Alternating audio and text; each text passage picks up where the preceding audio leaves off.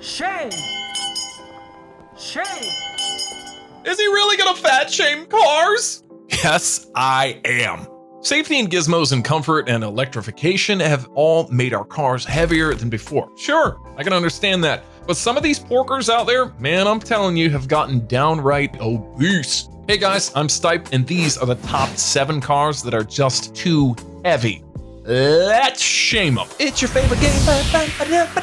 Let's shame BMW M5. Starting with a car that inspired me to make this video, the latest and, in hardly anyone's opinion, the greatest M5. I'm pretty sure the E39 still wins the popularity contest. Anyway, the new one. It's the best example of how more is not actually more. Check out this graph. It shows you how the M5 got fatter and fatter with each new generation. Yeah, good on the F90 for actually losing a few pounds, but then the pork chop over here entered the chat and more than fixed the trajectory of that line. We're talking 5,400 pounds of chunk. Never mind that it's a whole 1,000 pounds heavier than the old one. It's also heavier than the Chevy Tahoe. Now, like I said, safety, comfort, gizmos, and electrification do make cars heavier, but with this one, the net result is worse. The M5 is the first ever M5 that is slower than the old one. Not my words, words from BMW themselves. Sure, they've given it the 720 horsepower hybrid V8 from the XM, more than that atrocity later, and yes, that's a huge bump over the old one, but that hybrid comes with a heavy-ass battery pack, and it turns out 720 is just not enough. BMW added more power, but didn't add some extra power to compensate for the weight of that more power. Basically, they failed the classic rocket equation. So you need the fuel to get the fuel to burn the fuel to get your stuff to the moon. Rimatt's Nevera. Unlike the BMW, the Nevera does have enough power to move its weight around. This thing is so fast, it once set 23 speed records in a single day. But here's the thing, all those records, all 23 of them, are for going in a straight line. Introduce some corners, and this ultimate speed machine fails spectacularly. How do I know? Rimatt's once took the Nevera to the Nürburgring, and the best time it got was 7 minutes, 5 seconds. Now, that's not too bad. In fact, it's pretty good, but, and there is a huge but here, cars that are much weaker can go even faster. Take the GT3 RS, for example. Only 520 horsepower and still almost 15 seconds quicker. How's that even possible? How come a hypercar with quadruple the power, with better traction thanks to its 4-wheel drive, with better agility control thanks to torque vectoring at each corner, can barely keep up? Well, it all comes down to weight. Nevera has a lot of it. Despite using lightweight carbon fiber for pretty much everything that it can be used for, the Nevera's 120 kilowatt-hour battery pack still weighs as much as a moon, meaning the whole car comes in at 5,100 pounds. That's a huge amount you have to swing around the corner. And when a track has 176 corners in total, well, that makes for a huge difference too. That, by the way, is how much a Golf 7R is slower than the Z06 Corvette. Think about that. Challenger Hellcat.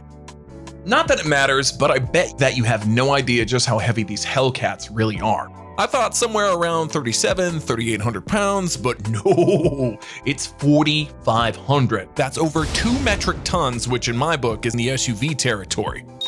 See? But you know what? It does make sense. This is no lightweight track day specialist like the ZL1 or the GT350 are.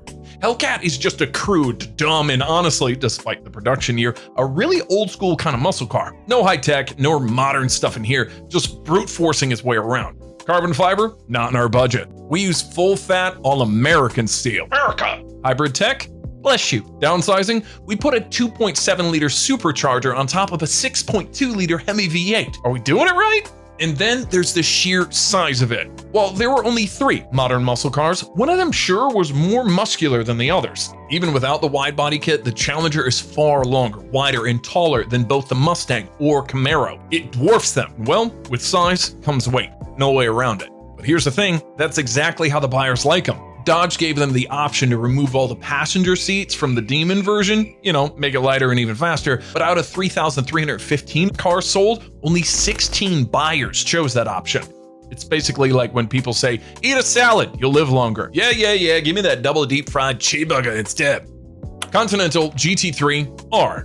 Don't get it twisted, I'm not talking about the FIA GT3 race car with the same name. Instead, I'm talking about its opposed road version. This, the lightweight track-focused Conti, which weighs, drumroll please, 4,900 pounds. Oh yeah, that's so light you need to tie it down lest it floats away. I mean to say, what? 4,900 pounds track car? Are you kidding me? What's next? You're gonna tell me that she's a fashion model? Anyway, the car. As you can imagine, they didn't start with the GT3 Racer and made it more civilized. Instead, they took the regular Conti V8 and started peeling it down. The rear seats were removed, a lighter titanium exhaust was installed, lightweight forged wheels and carbon ceramic brakes too, and then they did something unthinkable. They removed every piece of the wood too. Instead, you get loads of carbon fiber, and the end result is only 200 pounds less than what they started with. Apparently, the team that developed the Racer was heavily involved in developing this one, but I have a suspicion that 99% of their suggestions were just ignored. Sir, what do you mean we don't need real metal for our air vents? Sure we do. God damn it! Okay, but don't act surprised if an Alfa Romeo SUV is faster around the Laguna Seca and a BMW 335, not the M3, beats it at Willow Springs. Yeah, being the most dynamic Continental ever doesn't exactly mean much at all.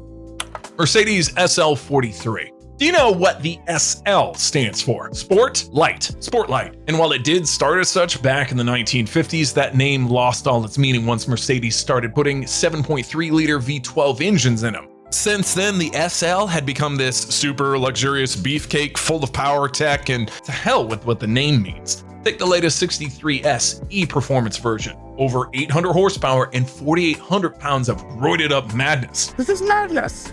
Hardly a relaxed boulevard cruiser this, so maybe less would be more? Well, that's where the SL43 comes in. No heavy hybrid power, no four-wheel drive, no four-wheeled steer, and under that long hood, there's only half the engine. 2-liter, 4-cylinder. Seriously? Couple of problems with that. You don't put such an engine in a $115,000 car. Makes it sound cheap. And nor do you put it in a car that still weighs almost 4,000 pounds. Yes, the 43 makes 375 horses, which is impressive, but they're overburdened with so much useless tech like the heated seats, driver alert monitoring, and pop-out door handles that the car can hardly keep up with the rivals that are half its price. For instance, the base Carrera convertible is much faster and more exciting to drive, and the same could be even said about the Z4. Besides, if you want a 4-cylinder soft top, there's only one right answer, the Miata. As for the bottom SL, it should have been the 53 V6 instead, not this. Too heavy, too weak. BMW XM. Oh boy, here we go. When the BMW M division announced that they were making new, not based on any regular BMW, the essence of M kind of halo car, the public went into a frenzy. And then they unveiled it. Oh, Jesus! Oh, God! Oh, Jesus! God! Oh, Mary, Mother of Jesus! God! Oh, God!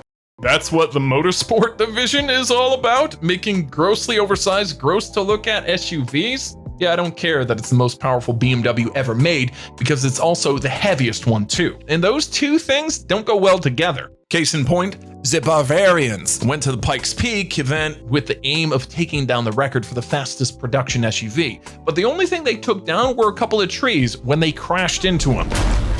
That's what you get when you hurl a 6,000-pound car in one direction and then try to make it go in another. Yeah, no shit, it's selling poorly. Who would want an oversized super SUV that's good for nothing other than just showing off? Oh, right, the Persians. But I guess there aren't enough of them for BMW to keep the XM going with a new generation. Good riddance, I say. Now, before I reveal my number one, here are 3 more honorable fatties. Can you guess them? She's not quite as pretty as her sister. Someone steal that little clip, put it on the internet, send it to me. Make your own videos. Give me credit.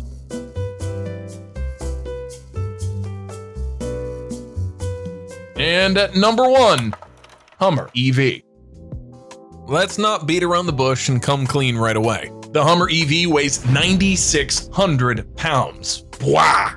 Because of that mass, it is classified as a Class 3 medium-duty truck, and as such, it's not subject to the same safety requirements as a regular car. This is nothing new. There are even heavier classes out there on the roads, but the Hummer EV is new, and it accelerates to 60 in just 3 seconds. This matters when the vehicle you're driving weighs more than most wrecking balls. See where I'm going with this? 1 second you're standing still, 3rd second you're having enough kinetic energy to demolish buildings, cars, people. You're literally the death on wheels. And don't think that you'll be safe inside for some reason. It doesn't take much for tall riding vehicles to start rolling over. And when that happens, not even Jesus will want to take that wheel. Now, is the Hummer any better? It's too early to tell, but I doubt it. What I can already tell is that there is a high chance its massive battery pack will break open in a crash and engulf the entire car in flames. You want to die Paul Walker's death? Boy, do we have a car for you. Also, the Hummer's battery is 264 kilowatts large. Alone, it weighs more than the entire Subaru BRZ, and yet it will only give you 380 miles of range. Meanwhile, the Lucid Air crosses 400 miles with just 92 kilowatt hours. That is the weight of weight. Anyway, that's all I have to say about this topic. Go watch something else. I'll see you in the next one. Cut! I think I hurt myself.